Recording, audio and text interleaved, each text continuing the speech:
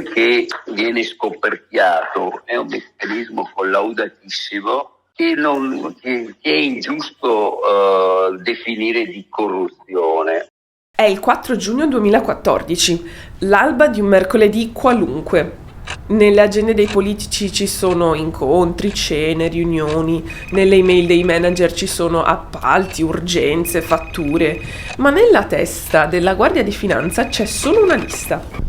Padova, Venezia, Roma. In 3 città diverse centinaia di agenti della Guardia di Finanza fanno irruzione nelle case, negli uffici, negli studi legali.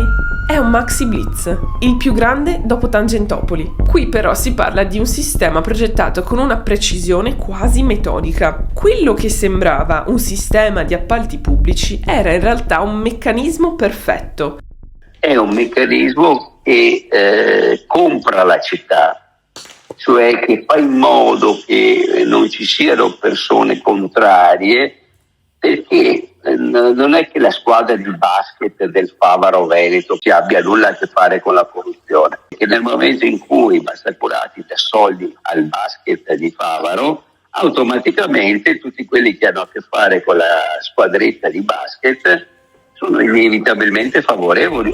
Un sistema criminale e al centro il Mose.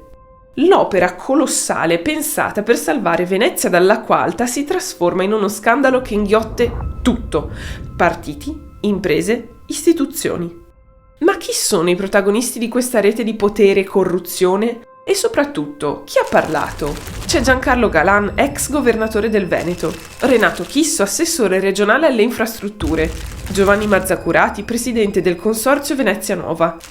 C'è anche Giorgio Orsoni, il sindaco di Venezia, Pier Giorgio Baita, l'amministratore delegato di Mantovani Costruzioni, Claudia Minutillo, ex segretaria di Galan. E c'è anche Emilio Spaziante, generale della Guardia di Finanza. Un elenco che sembra scritto col goniometro del potere. Destra, sinistra, tecnici, funzionari, nessuno viene escluso. Dietro il blitz c'è un lavoro lungo, paziente, fatto di intercettazioni, pedinamenti, microfoni nascosti, e quello che emerge non è solo corruzione, è corruzione sistemica, un modello dove i soldi si muovono in silenzio tra consulenze fittizie, cartiere, rimborsi gonfiati. Ma chi ha fatto saltare il banco? E soprattutto, com'è possibile che per salvare la città più bella del mondo sia stata costruita la truffa ai danni dello Stato più grande d'Europa? Salva il video e segui Padova Stories per non perderti il prossimo episodio sulla storia del Mose in uscita il 20 giugno su Instagram, TikTok e YouTube.